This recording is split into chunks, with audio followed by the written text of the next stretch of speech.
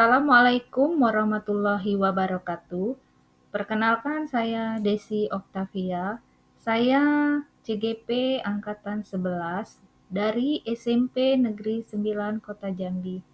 Saya ingin menyampaikan aksi nyata saya tentang diseminasi budaya positif. Sebelum saya melaksanakan aksi nyata saya akan membuat rancangan dan tindakan untuk aksi nyata saya.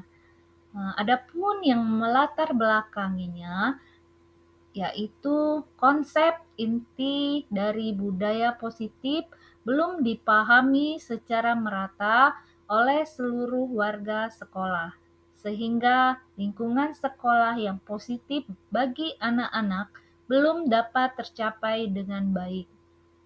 Kemudian, berdasarkan belum meratanya pemahaman tersebut, maka perlu dilaksanakan sebuah aksi nyata dalam bentuk pengimbasan pemahaman agar segera terbangun budaya positif di lingkungan sekolah. Adapun tujuan aksi nyata saya, yang pertama, meningkatkan pemahaman warga sekolah tentang budaya positif. Yang kedua, terbentuknya motivasi intrinsik pada murid melalui pembuatan keyakinan sekolah atau kelas. Tolak ukur terlaksananya diseminasi pemahaman budaya positif di sekolah. Terbentuknya keyakinan kelas melalui kegiatan kesepakatan kelas yang dilakukan wali kelas dan siswa. Siswa mampu menerapkan dan menjalankan keyakinan kelas yang telah dibuat. Minimasi tindakan atau langkah-langkah tindakan yang akan saya lakukan. Yang pertama, saya menghadap kepala sekolah untuk menjelaskan pentingnya penanaman budaya positif dan keyakinan kelas di sekolah, serta meminta izin untuk mendiseminasikan bersama rekan guru. Kedua, mengumpulkan rekan guru untuk melakukan diseminasi pemahaman materi budaya positif. Yang ketiga, berkoordinasi dan berkolaborasi dengan wali kelas untuk membuat keyakinan kelas di kelas masing-masing, membantu merefleksi dan mengevaluasi keyakinan kelas yang telah dibuat. Dukungan yang dibutuhkan. Yang pertama, dukungan dari kepala sekolah, rekan guru, serta murid, agar tindakan yang telah disusun dapat dilakukan secara lancar dan menyeluruh. Kedua, sarana dan prasarana untuk menumbuhkan budaya positif di sekolah. Ketiga, orang tua dalam melakukan budaya positif di rumah.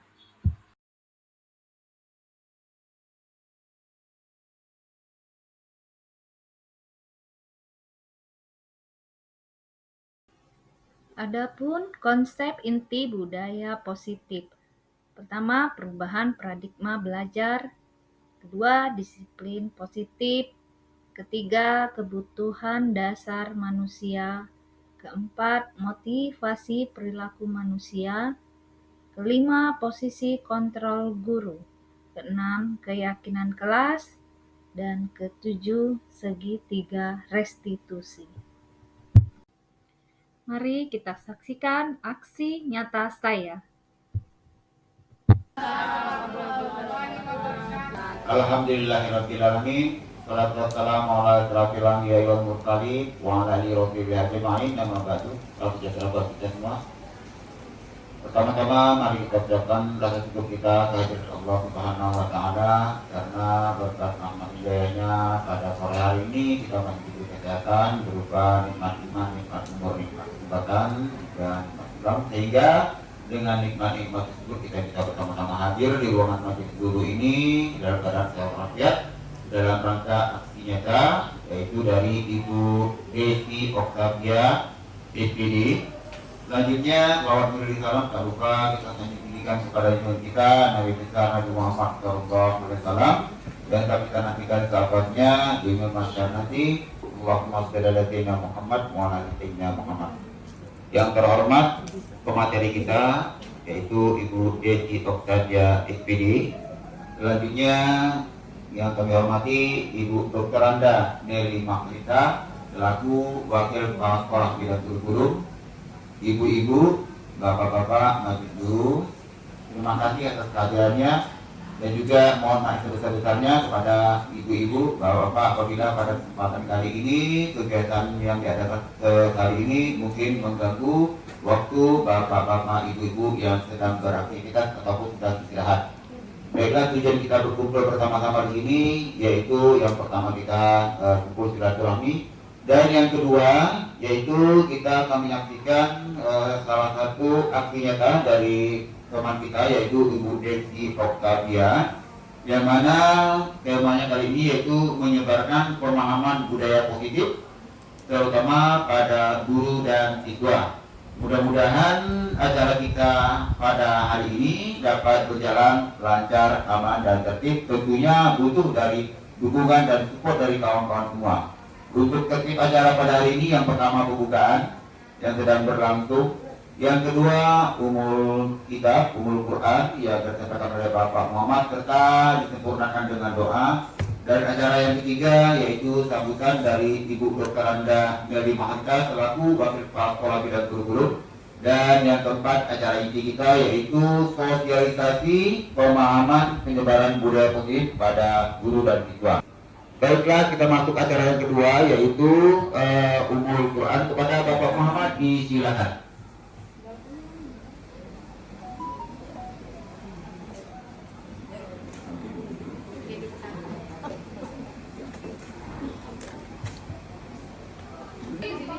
Assalamualaikum warahmatullahi wabarakatuh. A'udzubillahi minasyaitonir rajim. Bismillahirrahmanirrahim. Yubillahu syafa'atu Rasulullah sallallahu alaihi wasallam wa alihi wa awalihi wa dzurriyyatihi wa sahbihi ajma'in. Wa kullu yawmin salihan maghfiratin ya Allah. Hadiniyah al-Fatihah. A'udzubillahi minasyaitonir rajim. Bismillahirrahmanirrahim. Alhamdulillahi rabbil alamin arrahmanir rahim maliki yaumiddin iyyaka na'budu wa iyyaka nasta'in ihdinas siratal mustaqim siratal ladzina an'amta 'alaihim ghairil maghdubi 'alaihim waladdallin amin. A'udzu billahi samiyil 'alim minasy syaithanir rajim. Bismillahirrahmanirrahim. Alhamdulillahi rabbil alamin hamdan yuwaffi ni'amahu wa yukafi mazidah. Ya Rabbana lakal hamdu kama yanbaghi li jalali wajhikal karim wa 'azimi sultanik. Allahumma shalli 'ala sayyidina Muhammad wa 'ala ali sayyidina Muhammad. Allahumma ighfir lana dhunubana wa liwalidina warhamhum kama rabbayana shaghira. Allahumma inna nas'aluka al-huda wa tuqa wal 'afafa wal ghina. Allahumma ij'alna syakura waj'alna sabura waj'al 'ala sabura wa fi'lina sikabira. Allahumma barik lana fi ilmina wa barik lana fi umrina wa barik lana fi rizqina wa barik lana fi dzurriyyatina. Allahumma inna nas'aluka salamatan fid din fid dunya wal akhirah. Allahumma rabbana zalamna anfusana wa in lam taghfir lana wa tarhamna lanakunanna minal khasirin. Rabbana la tuzigh qulubana ba'da idh hadaytana wa hab lana min ladunka rahmatan innaka antal wahhab. Rabbana hab lana min azwajina wa dhurriyyatina qurrata a'yun waj'al muttaqina imama. Rabbana arinal haqqa haqqan warzuqna ittiba'ahu wa arinal batila batilan warzuqna ijtinabah. Assalatu wassalamu alayka ya sayyidi ya Rasulullah. Usbiyadik pada adikni wa adikna. Rabbana atina fid dunya hasanah wa fil akhirati hasanah wa qina adzabannar. Allahumma shif'ana minal bala wal waba wal fahsya wal fitnati wal maridi wal ta'ami wa nafsi wa ghairuh. Wa sallallahu ala sayyidina Muhammad wa ala alihi wa sahbihi ajma'in. Subhana rabbika rabbil izzati amma yasifun wassalamu ala al-mursalin walhamdulillahi rabbil alamin. Taqabbalallahu minkum minna wa minkum taqabbal ya karim. Assalamualaikum warahmatullahi wabarakatuh.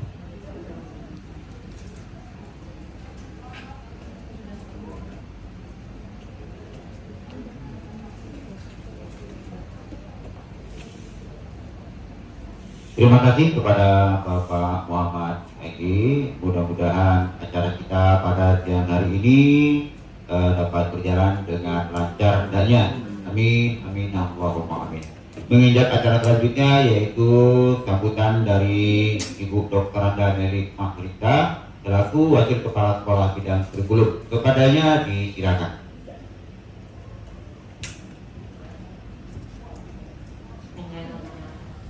Assalamualaikum warahmatullahi wabarakatuh. Selamat sore kita semua.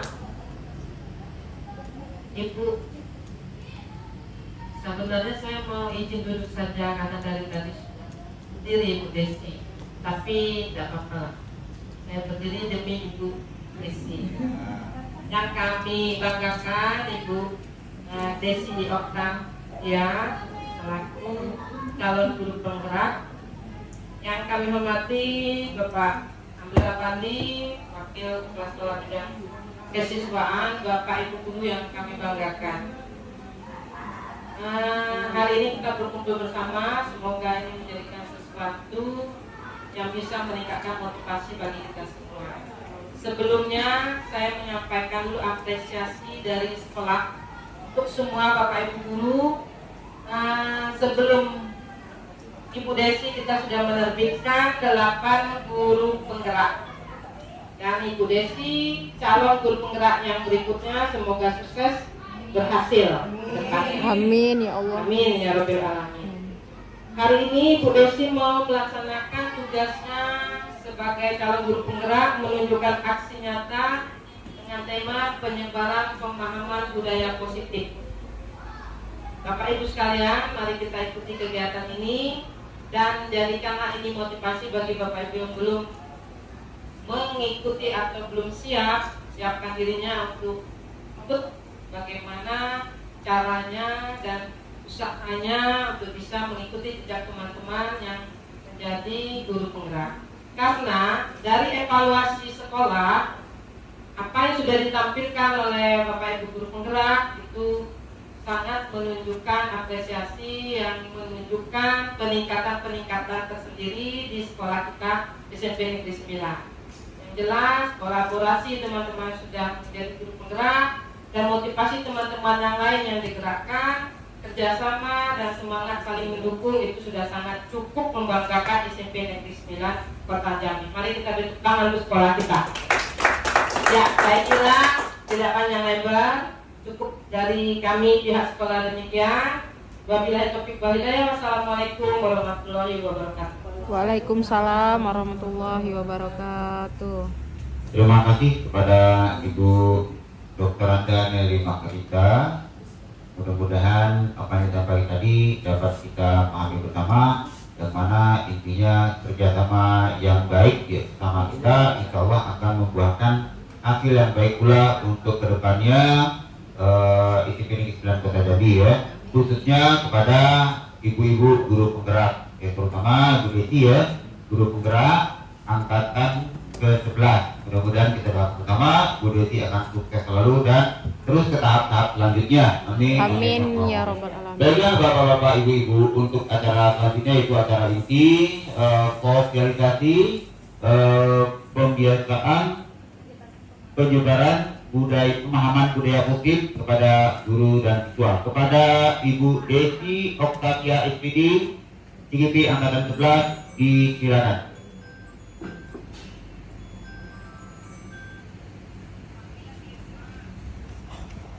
Assalamualaikum warahmatullahi wabarakatuh. Waalaikumsalam warahmatullahi wabarakatuh. Yang terhormat Bapak Wakil dan Ibu Wakil Kepala Sekolah SMP Negeri 9, yang terhormat Bapak Ibu Guru beserta staf tata usaha SMP Negeri 9, Sebelumnya saya ingin mengucapkan terima kasih yang sebesar-besarnya karena pada hari ini Bapak dan Ibu bersedia untuk mengikuti kegiatan penyebaran budaya positif pada siang hari ini. Sekali lagi terima kasih Bapak Ibu. Masih semangat ya Bapak Ibu? Masih. Walaupun siang-siang kita harus tetap semangat. Ya, materi kita hari ini yaitu menyebarkan pemahaman dan penerapan budaya positif. Adapun tujuan dari penyebaran pemahaman budaya positif ini, yang pertama itu untuk meningkatkan pemahaman warga sekolah tentang budaya positif. Nah, yang kedua, terbentuknya motivasi intrinsik pada murid melalui pembuatan keyakinan sekolah atau kelas. Ya. Nah, sebelum kita lanjut dalam kegiatan ini, kita membuat kesepakatan kelas kita dulu. Nah, setuju tidak Bapak Ibu kita membuat kesepakatan yang ada di depan, HP-nya di silent. Nah, yang jujur? Ya. Kemudian yang kedua, mengikuti kegiatan dengan tenang. Setuju? Ya. Saling menghargai pendapat teman. Ya. Aktif dalam kegiatan. Ya. Kemudian fokus dalam kegiatan. Ya, setuju ya Bapak Ibu? Apa ada yang ingin ditambahkan? Ya. Oke, next. Nah, kita akan membahas masalah budaya positif. Tetapi sebelumnya kita ice breaking terlebih dahulu ya Bapak Ibu ya, biar kita fokus tidak ngantuk pada siang hari ini. Ya, misalnya kalau saya bilang,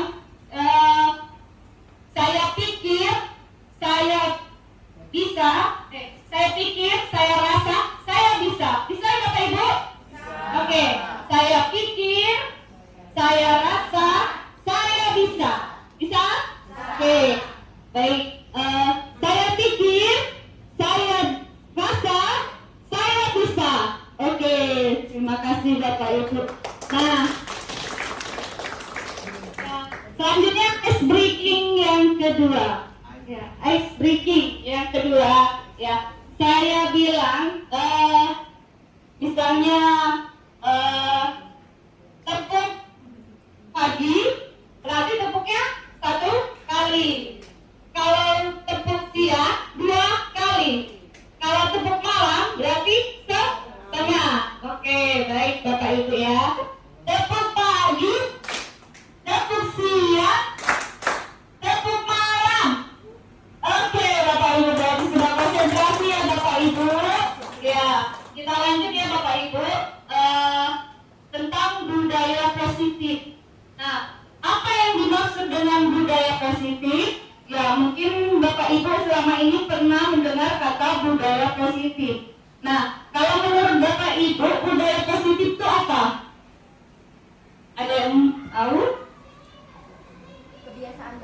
Ya, kebiasaan baik, boleh. Ya, jadi Bapak Ibu, budaya positif itu adalah merupakan perwujudan dari nilai-nilai atau keyakinan universal yang diterapkan di sekolah.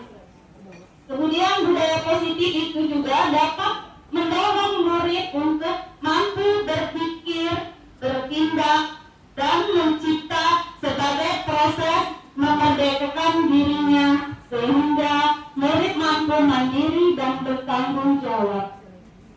Nilai-nilai universal ini maksudnya di sini saling menghormati, saling menghargai, toleransi, ya banyak ya Bapak Ibu ya. Nah, kemudian konsep inti budaya positif. Nah, yang akan kita bahas masalah perubahan paradigma belajar, kemudian disiplin positif, kebutuhan dasar manusia, motivasi perilaku manusia, dan posisi kontrol guru, keyakinan kelas, dan segitiga restitusi. Nah, paradigma yaitu pembelajaran dengan paradigma baru merupakan pembelajaran yang dirancang berdasarkan pembelajaran berdiferensiasi sehingga para peserta didik belajar sesuai dengan kebutuhannya berdasarkan tahap perkembangan sesuai dengan teori psikologi modern untuk mewujudkan profil pelajar Pancasila. Nah, Bapak Ibu tahu kan profil pelajar Pancasila apa yang pertama?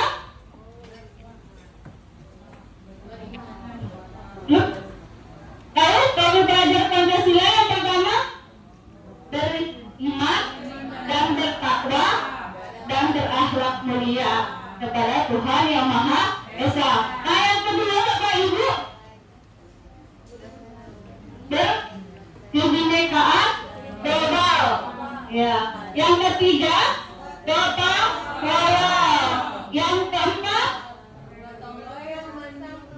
sudah gotong royong? Benar kritis. Kemudian kreatif, benar. Apa lagi? Mandiri. Nah, kita semua ingin mewujudkan anak-anak kita ini memiliki profil pelajar Pancasila. Ya, next. Nah, sekarang kita banyak miskonsepsi tentang teori kontrol. Ya.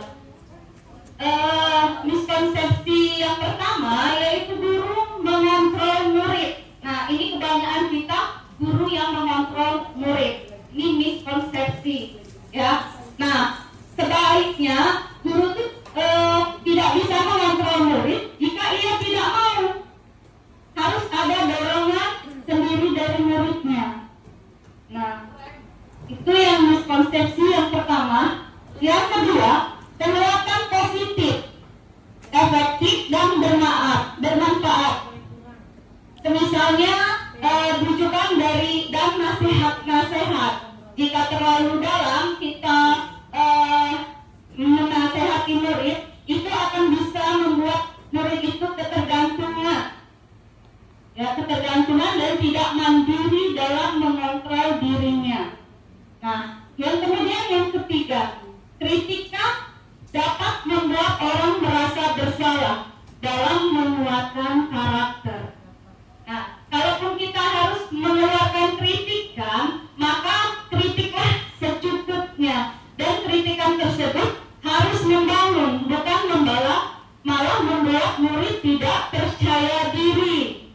Nah, yang kemudian orang dewasa memiliki hak untuk memasak. Ini miskonsepsi ya Bapak Ibu, kebanyakan orang dewasa itu memiliki hak untuk memaksa. Tapi sebenarnya itu menentukan pilihan adalah hak masing-masing manusia. Jadi kita tidak boleh memaksa. Nah, ini ada stimulus respon, ya, teori kontrol pandangan tentang dunia. Nah, ini ada apa tuh? Sorry dikit. Ini stimulus respon tentang dunia, yaitu realitas kebutuhan.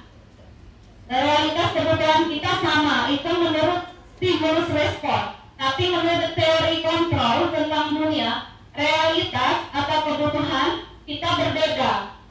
Ya. Kemudian semua orang melihat hal yang sama.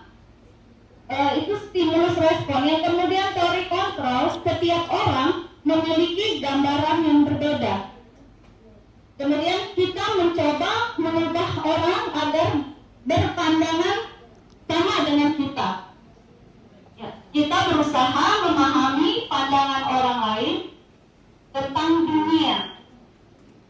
Nah, perilaku buruk dilihat sebagai suatu kesalahan. Semua perilaku memiliki tujuan. Itu stimulus respon. Teori kontrol. Orang lain bisa mengontrol saya hanya Anda yang bisa mengontrol diri Anda. Saya bisa mengontrol orang lain. Anda tidak bisa mengontrol orang lain. Pemaksaan ada pada saat rujukan gagal.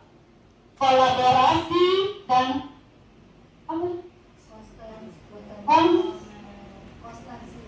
kontesius menciptakan pilihan-pilihan baru. Model berpikir menang atau kalah. Model berpikir menang. Itu stimulusnya. Next, lanjut.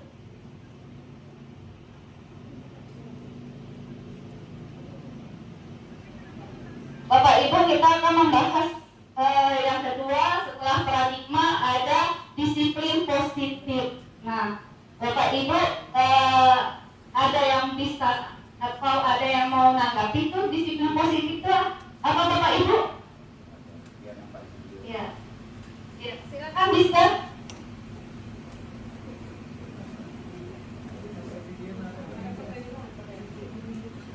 Terima kasih atas kesempatan yang diberikan kepada saya. Setelah melihat tayangan yang pertama tadi, di situ ada tertulis miskonsepsi ya. Miskonsepsi itu artinya salah menafsirkan. Nah, salah satunya ada disebutkan ketergantungan. Ya, benar ya, ada ketergantungan. Bagaimana untuk menghindari atau untuk mencari solusi atau untuk menghilangkan rasa ketergantungan seorang siswa. Untuk contohnya ini ada anak kita ya yang ketergantungan dengan orang tua itu. Usaha-usaha kita untuk menghilangkan rasa ketergantungan tersebut supaya anak tersebut tidak lagi ketergantungan sama orang tuanya. Contohnya income ya. Terima kasih.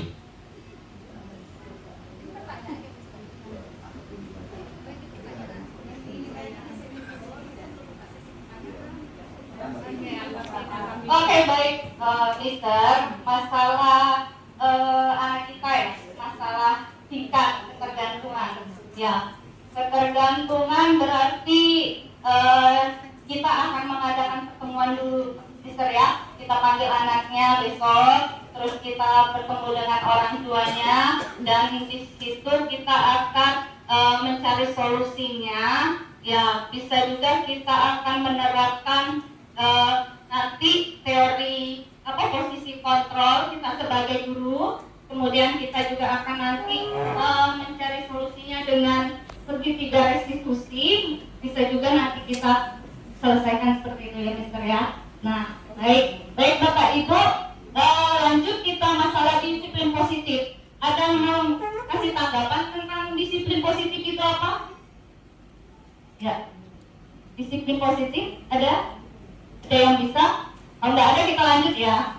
Oke. Nah, disiplin positif itu merupakan suatu cara penerapan disiplin ya yang mengajarkan anak bertanggung jawab dan menumbuhkan kesadaran diri berdasarkan nilai-nilai kebajikan.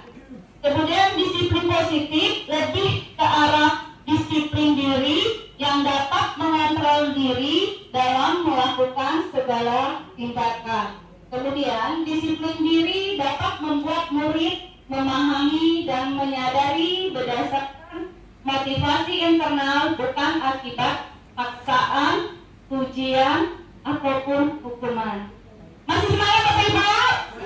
Jangan ngantuk kan? Ya, nanti kita kopi biar gak ngantuk.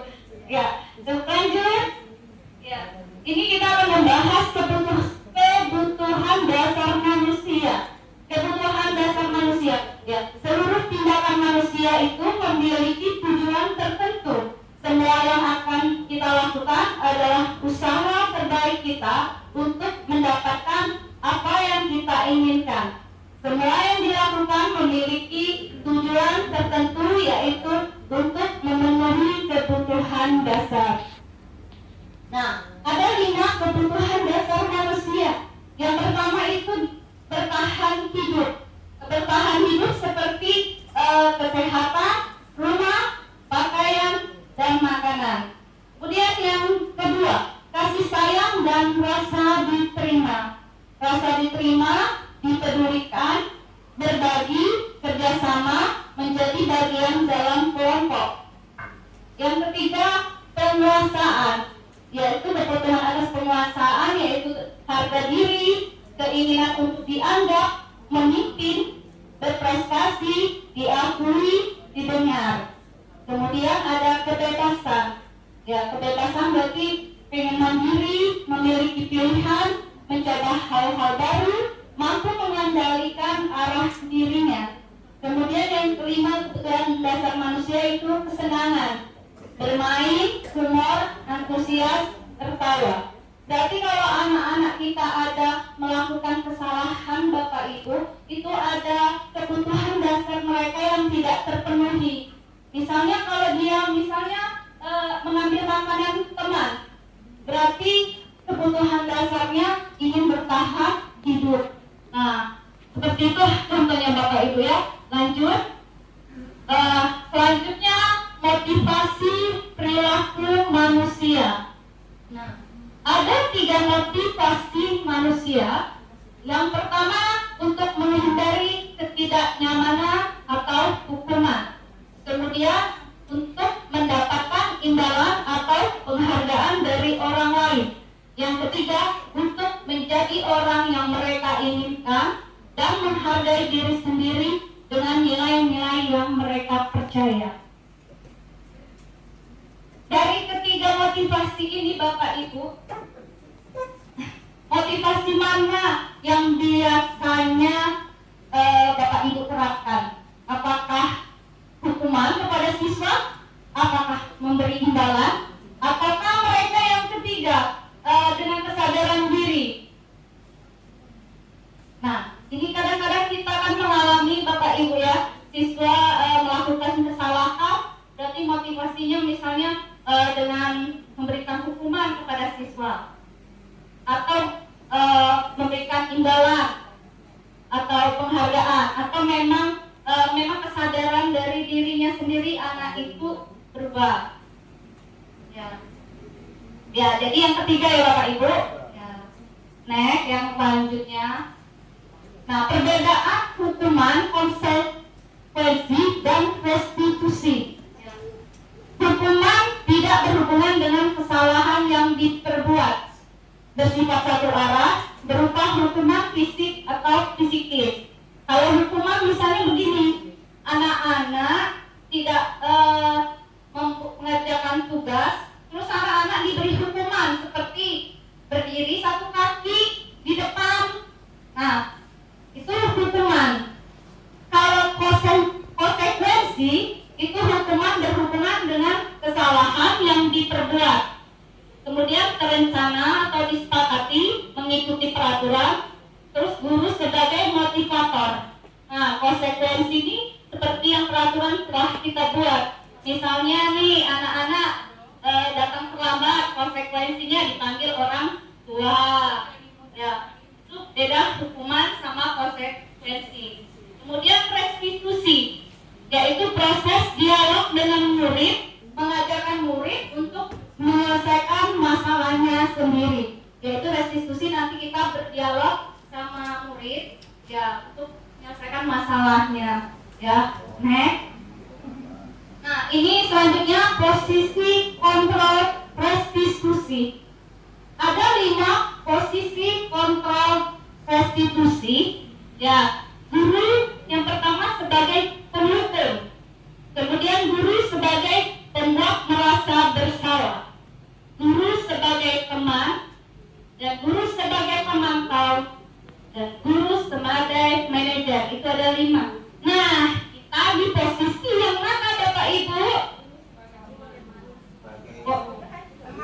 Ada guru sebagai teman, terus ada yang lagi Bapak Ibu? Guru sebagai pemantau. Terus posisi yang sebagai guru, posisi kontrol kita itu sebaiknya harus sebagai apa? Manajer. Ya, kita sebagai guru harus menjadi manajer, ya. Nah, di antara kelima posisi kontrol tersebut, sebaiknya seorang guru menggunakan posisi kontrol sebagai manajer. Kita tidak boleh menghukum, ya. Kita tidak boleh menghukum, terus juga nggak boleh membuat mereka merasa bersalah. ya sebaiknya kita posisi kontrol restitusi sebagai manajer. Kalau sebagai manajer berarti kita menjalankan nanti namanya segitiga restitusi. Nah, sebagai manajer guru dapat berbuat sesuatu bersama murid, kemudian bertanggung jawab dan mendukung murid agar dapat menemukan solusi.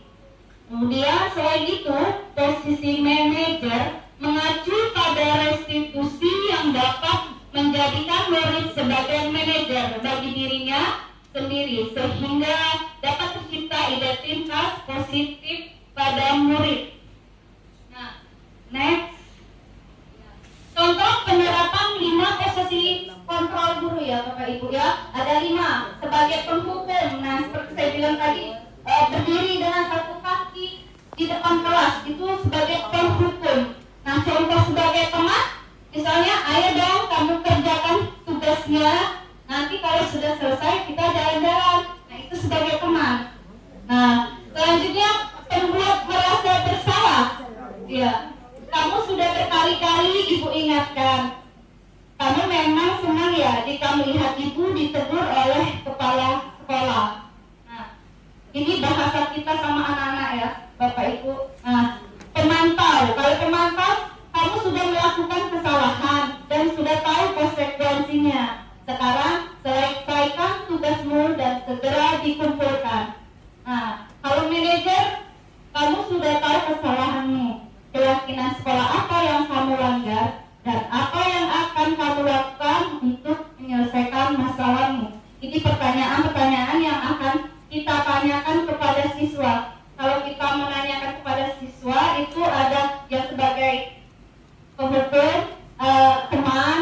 Kalau kita bahasanya sebagai, ayo kita kerjakan tugasnya, nanti kita jalan-jalan. Nah, kalau bahasa ayo itu berarti itu sebagai teman. Kalau kita mengungkapkan atau memberikan pertanyaan kepada siswa. Ya, next. Selanjutnya keyakinan sekolah atau kelas. Guru berperan dalam mewujudkan terbentuknya keyakinan sekolah atau kelas dengan adanya kesepakatan antara guru dan murid. Kemudian keyakinan sekolah atau kelas berupa pernyataan universal yang mudah diingat dan dipahami dan harus diterapkan di lingkungan sekolah. Ini keyakinan kelas.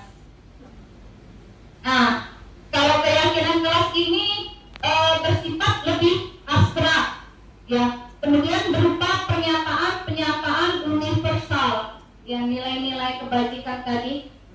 Selanjutnya dibuat dalam bentuk positif, tidak terlalu banyak, dapat diterapkan di lingkungan tersebut. Semua warga kelas hendaknya ikut berkontribusi dalam pembuatan keyakinan kelas. Nah, sekarang kita akan membahas masalah segitiga restitusi.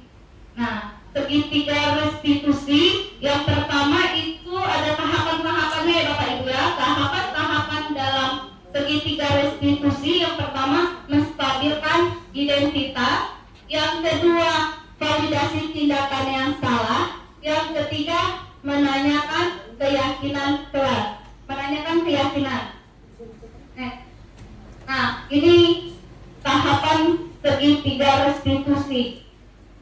Nah, selanjutnya ya, menstabilkan identitas itu dilakukan berdasarkan prinsip bahwa membuat kesalahan adalah bagian dari proses pembelajaran yang nantinya akan menggeser identitas gagal ke identitas sukses.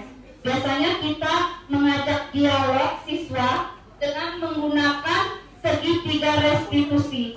Apa pertanyaan yang akan kita tanyakan kepada siswa? Itu ada misalnya ajukan pernyataan membuat kesalahan sesuatu yang wajar. Misalnya kita nih berdialog nih Bapak Ibu, anak itu membuat kesalahan. Nah, pertama yang harus kita lakukan yaitu menstabilkan identitas dengan misalnya memberikan pertanyaan pernyataan, misalnya membuat kesalahan itu sesuatu hal yang wajar. Jadi bagaimana kita bisa memperbaiki kesalahan tersebut? Misalnya kita berdialog nih, ya. Misalnya nih saya dengan siswa, ya. Terus kita menanyakan kepada siswa, ibu dengar kamu membuat masalah. Ibu dapat laporan misalnya dari guru wali kelas atau sebagai BK ya, atau ibu mendapat laporan dari guru piket. Nah, terus anak itu bercerita. Setelah anak itu bercerita, baru kita memberikan pernyataan. Seperti membuat kesalahan itu sesuatu yang wajar, tapi bagaimana kita bisa memperbaiki kesalahan tersebut. Nah, itu menstabilkan identitas. Kemudian manusia tidak ada yang sempurna. Itu bisa juga kita beri pernyataan seperti itu kepada siswanya. Kemudian kita bisa memperbaiki masalah ini. Nah, yang selanjutnya saya tidak menanyakan kesalahannya, tetapi fokus memperbaiki masalah ini. Ya, kita berdialog dengan anak, boleh Bapak Ibu menggunakan pernyataan-pernyataan seperti ini untuk menstabilkan identitas. Nah, selanjutnya validasi tindakan yang salah. Validasi tindakan yang salah dilakukan berdasarkan prinsip bahwa setiap perilaku berupaya memenuhi suatu kebutuhan tertentu, sehingga guru atau orang tua akan bergeser dari pemikiran stimulus respon menjadi proaktif, serta akan lebih mengenali dan mengakui kebutuhan murid atau anak.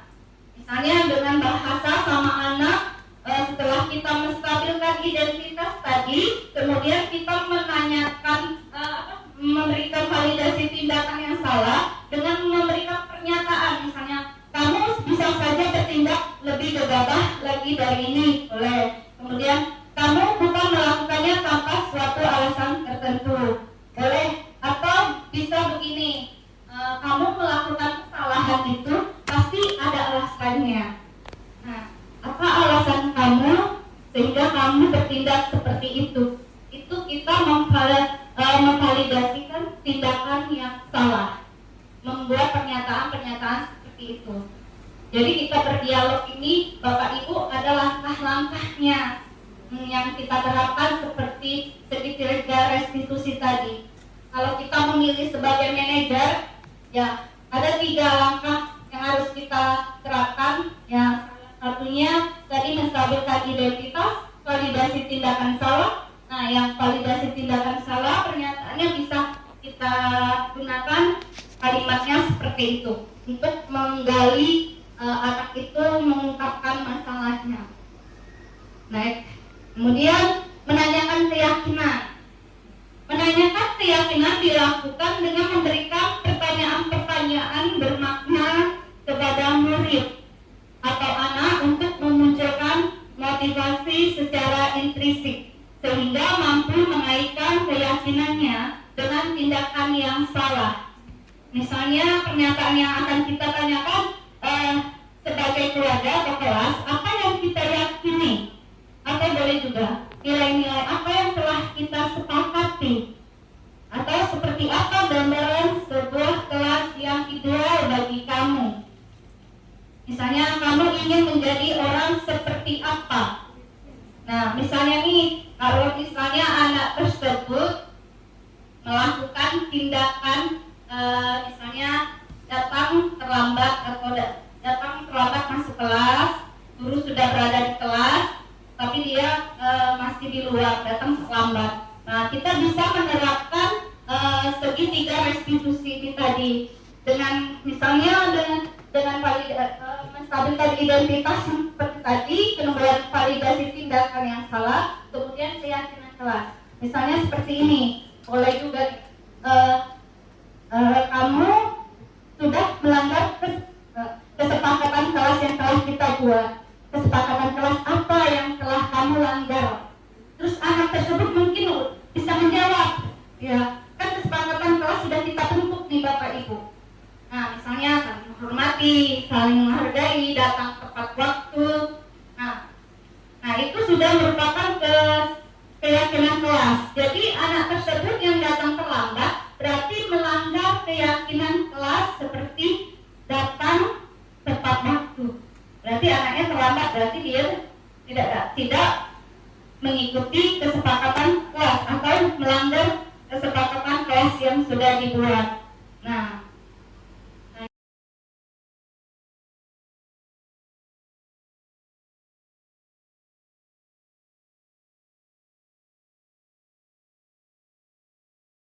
Ya. Kayla, kamu kenapa ibu memanggil Kayla? Oh bu, kamu tadi mengejek Salpa bu, sehingga sampai mana bu? Kayla, kamu apa yang dikatakan Salpa saat ini? Oh bu, Salpa pasti marah dan sedih bu, saya minta maaf ya. Kayla, setiap manusia pasti pernah berbuat salah. Jadi bagaimana kita bisa memperbaikinya? Kayla pasti punya alasan kenapa mengejek Salpa. Ya bu, teman saya itu lucu. Menurut Kayla, kalau teman kita itu lucu, apa perlu kita ejek? Tidak bu. Menurut Kayla, apakah mengejek adalah perbuatan yang baik? Tidak bu. Menurut Kayla, apakah tindakan Kayla ini menyakiti orang lain? Ya bu, saya tahu. Kayla tahu keyakinan kelas kita? Tahu bu. Kalau mengejek, apakah melanggar keyakinan kelas? Iya bu. Menurut Kayla, keyakinan kelas mana yang sudah Kayla anggap? Saling menghormati bu. Menurut Kayla, saling menghormati itu penting gak? Penting bu, sama teman kita harus saling menghormati bu, tidak boleh mengejek.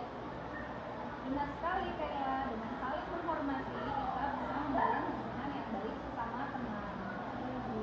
Menurut Kayla, apa yang akan Kayla lakukan agar hubungan dengan Salpa membaik? Saya akan minta maaf bu sama Salpa dan berjanji tidak akan mengulanginya lagi. Bagus sekali Kayla. Kayla sudah menyadari kesalahannya dan bersedia untuk minta maaf. Ya bu. Sepakat ya Kayla? Kayla akan menghormati teman. Ya. Vero tahu kenapa ibu memanggil Vero? Tidak tahu. Ibu mendapatkan laporan dari guru piket bahwa Vero sering datang terlambat. Ya bu. Menurut ingatan Vero, sudah berapa kali datang terlambat? Sudah 6 kali bu. Menurut kamu, datang terlambat itu suatu kesalahan atau tidak? Iya bu. Nah, setiap manusia itu pasti pernah berbuat salah, tapi kita harus memperbaiki kesalahan tersebut. Iya bu. Apakah Vero bersedia memperbaiki kesalahan? Bersedia bu. Baiklah Vero, kita akan mencari solusinya bersama-sama. Iya bu. Kenapa Vero sering datang terlambat? Itu pasti ada alasannya. Ya bu. Saya sering datang terlambat karena saya bangunnya kesiangan.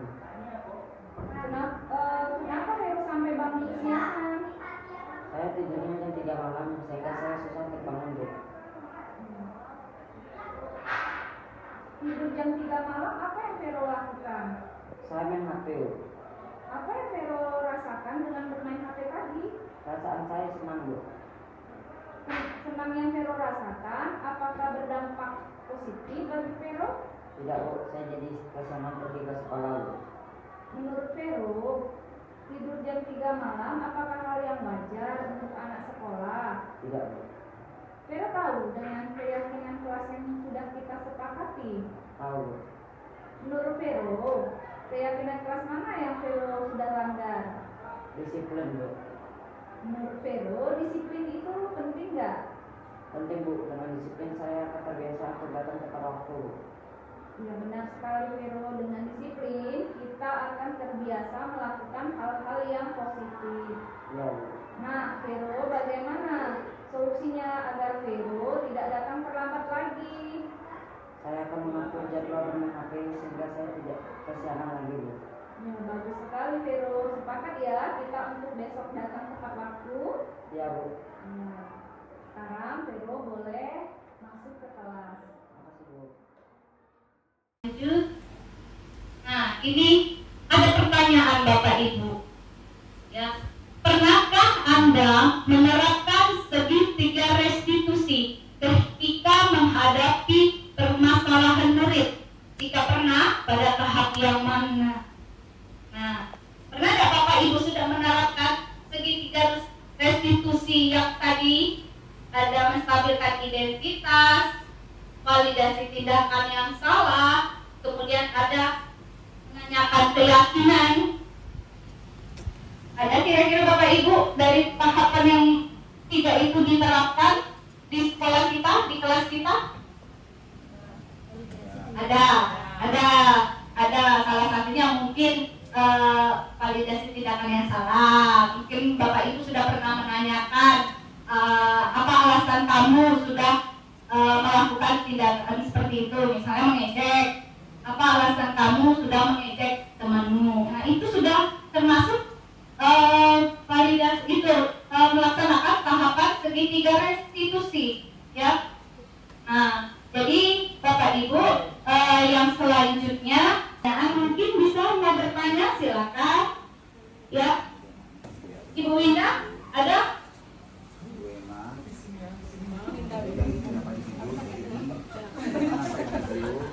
Ya, siapa? Ibu Dwi?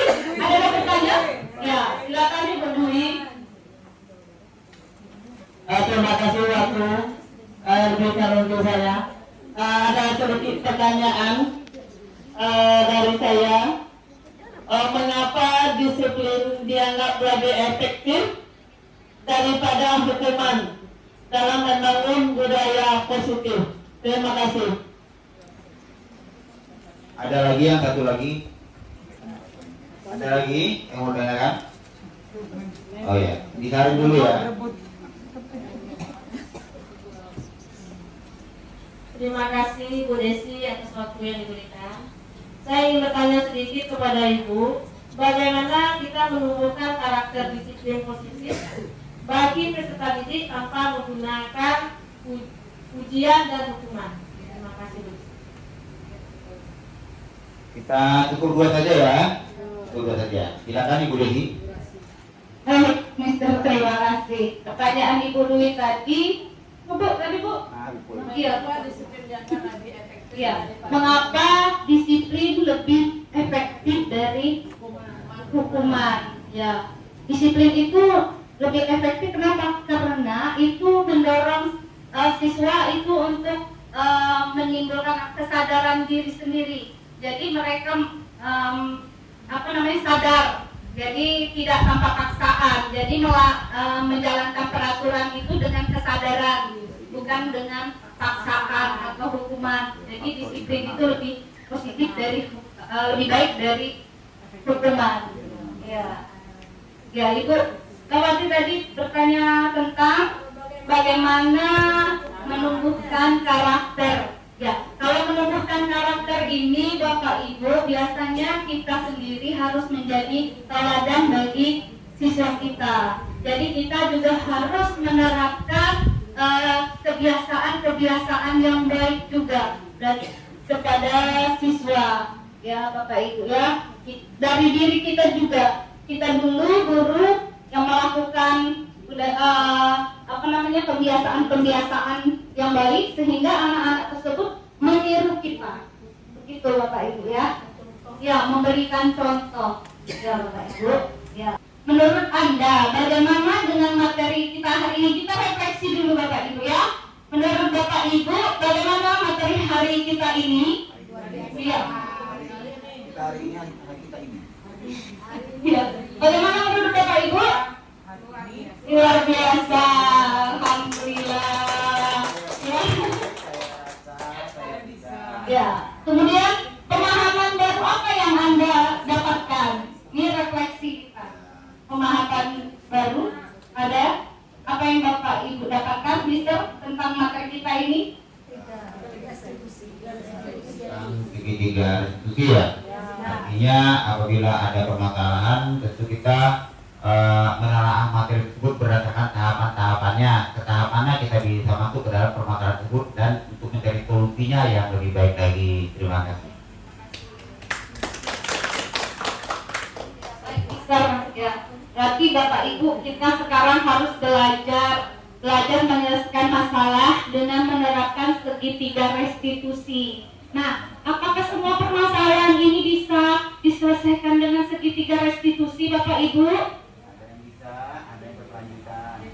yang bisa, ada yang tidak. Jadi tidak semua permasalahan itu bisa diselesaikan dengan segitiga restitusi. Ya, kalau segitiga restitusi ini dilakukan apabila anak tersebut mengalami membuat masalah seperti tindakan nih, Bapak Ibu ya, tindakan yang melanggar kesepakatan kelas, ya, kesepakatan sekolah yang telah kita buat.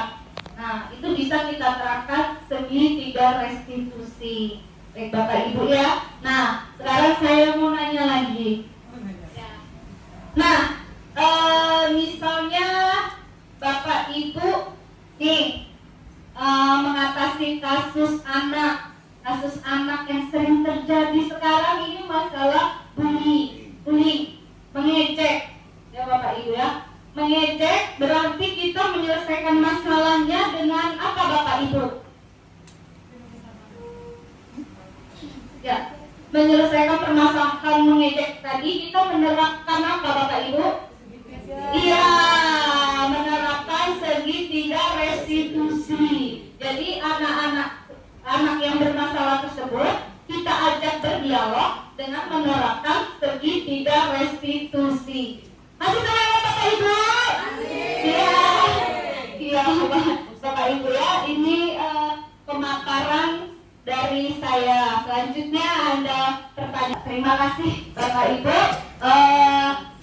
Hanya itu yang bisa saya sampaikan tentang pemahaman, menyebarkan pemahaman budaya positif.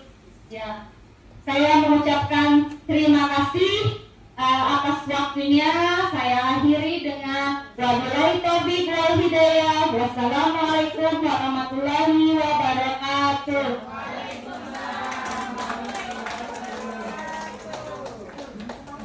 Mudah-mudahan apa yang disampaikan tadi semuanya bisa kita terapkan, dan insya Allah anak-anak kita akan terbentuk karakter-karakter sesuai dengan kesepakatan yang telah kita buat demi majunya sekolah kita SMP Negeri 9 Kota Jambi. Kita berikan tepuk sekali lagi buat Bu Desi. Ya. Ya baiklah Bapak Ibu, dengan berakhirnya saja dari Bu Desi tadi, maka sudah acara kita aksi nyata tentang pembiasan pemahaman penyebaran budaya positif pada siswa, dan saya selaku pembawa acara mohon maaf apabila ada kata-kata saya yang kurang berkenan di hati Bapak-bapak Ibu-ibu sekalian. Akhirul kalam, inna siratal mustaqim, wabillahi taufiq wal hidayah. Wassalamualaikum warahmatullahi wabarakatuh.